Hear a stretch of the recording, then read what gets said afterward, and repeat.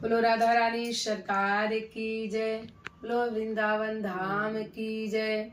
बोलो वर्षाना धाम की जय। जय जय श्री राधे, जय जय श्री राधे, गुरुदेव की जय। आज मैं एक बेटी का सोहर सुनाने जा रही हूँ आप लोग को। राधे राधे। नवहे माही नवा माई, ढोले हुई है पेटवा में। नवहे माही नवा माई, ढोले हुई है पेटवा में। दियले हुई है जनम मार हो। नवहे माही नवा माई, ढोले हुई है पेटवा में। दियले हुई है जनम मार हो। जन दीना भइल होई हमरो जनमवा हो। खुशी के बादरिया बरसल होई अंगनवा हो। जन दीना भइल होई हमरो जनमवा हो। खुशी के बादरिया बरसल होई अंगनवा हो। खुशी के बादरिया बरसल होई अंगनवा हो। आस पड़ोसल जुटल होई है अंगनवा हो। आस पड़ोसल जुटल होई अंगनवा हो।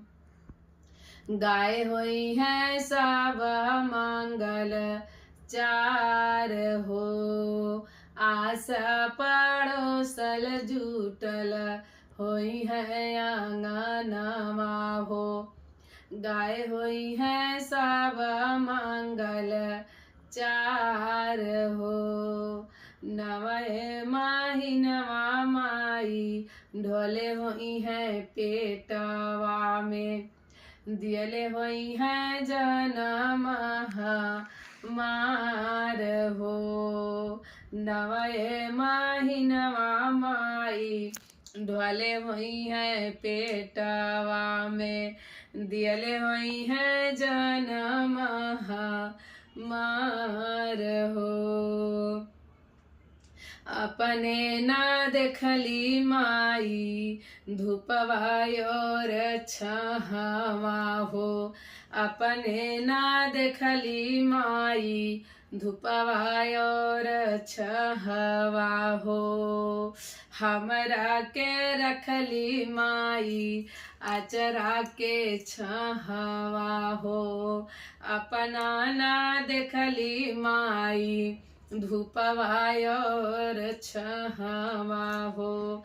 हमरा के रखली माई, आचरा के छहवा हो। आठो पहरिया मैया, तड़पत होई है मायरिया हमारी। आठो पहरिया तड़पत होई है मायरिया हमारी।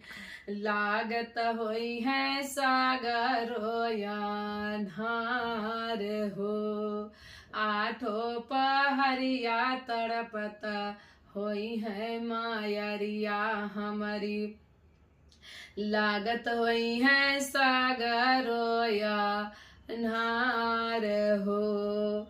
नवहे माही नवा माई, ढोले होई है पेटवा में। नवहे माही नवा माई, नवा माही नवा माई, ढोले होई है पेटवा में। दियले होई है जनम मार हो। बचपन के साथ भाई बहिनी के प्रेम हो। माई और बाबू के अजब दुलार हो। बचपन के साथ भाई बहिनी का प्रेम हो, माई और बाबू के अजब दुलार हो। बरसों से जो हत हुई है भैया डगरिया हो, कहवा बहिनी हाउ हमार हो। बरसों से जो हत हुई है भैया डगरिया हो, कहाँ हाउ बहिनी हमार हो। नवाए माही नवा माई डोले हुई है पेटवा में, लागत हुई है सागरोया नार हो। नवाए माही नवा माई डोले हुई है पेटवा में, दियले हुई है जनम हमार हो। नव माही नवा माई ढोले हुई है पेटवा में, दियले हुई है जनम हमार हो। दियले हुई है जनम हमार हो। बोलो राधा रानी सरकार की जय हो।